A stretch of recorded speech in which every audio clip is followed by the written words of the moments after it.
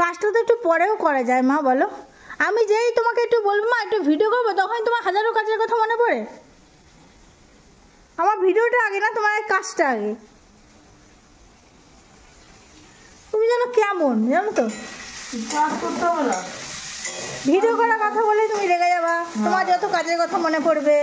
তুমি হচ্ছে এরকম, আমি একটু ভিডিও করে নিই, 10 মিনিট লাগে ভিডিও করতে, তাও তোমার রাগ রাগ শরীরে যায়। কিরকম করো কেন গো তুমি?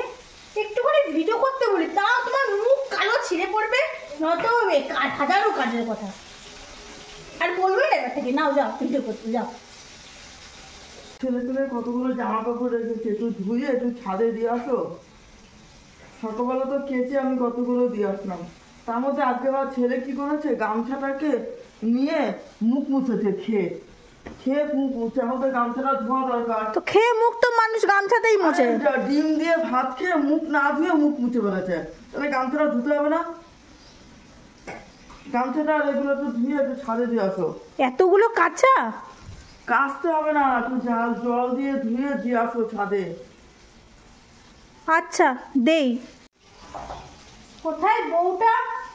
স্কুল দৌড়াদৌড়ি করে ছেলেকে মেয়েকে 14 বার ধরে দৌড়াদৌড়ি করে এলাম, ওইসব তোমার কোনো বিবেক নেই।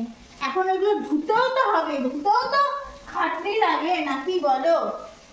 সকাল 7টা থেকে দৌড়াদৌড়ি করছি, বা আজ 6 বার দৌড়াদৌড়ি করা হয়ে গেল। কি আর বলি তোমার, বউয়ের কষ্ট আর বুঝবে না। আমি যদি তোমার মেয়ে হতাম তাহলে তুমি মেয়ের কষ্টটা বুঝতাম। আমি যদি তোমার ছেলের বউ, তুমি কেন কষ্ট বুঝবে বলো? ছেলের বউ আর মেয়ের মধ্যে আমার কোনো তফাৎ নাই। আমার ওদিকে রান্না হয় নাই, সকালবেলা কতগুলো খেতে কুচে ছাদে দিয়ে এসছি।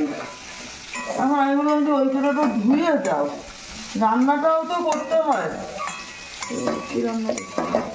কি রান্না করতে নিয়েছো মা?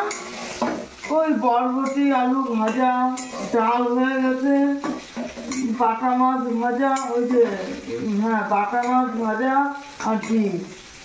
মাছের ঝোল করলে কেউ মাছের ঝোল খাবে না। না না, বাটা মাছের ঝোল আমাদের ভালো লাগে, সেজন্য বাটা মাছ ভাজা করতে নিয়েছি ডালের সঙ্গে, আর ডিম রান্না করতে নিয়েছি আজকে। আমারও আজকে সারাদিন দৌড়াদৌড়ি করতে করতে শরীর ক্লান্ত হয়ে গেছে মা। তার মধ্যে আমার গলা ব্যথা, আমার শরীরতে রক্তের দুধ নেই, এই জন্য বলছি না। আমি তোমার ধূপের কাছে বলি কোনো সময়, যতটা বাড়ি নিজে করে আসি। ঠিক আছে, আমি করে দিচ্ছি।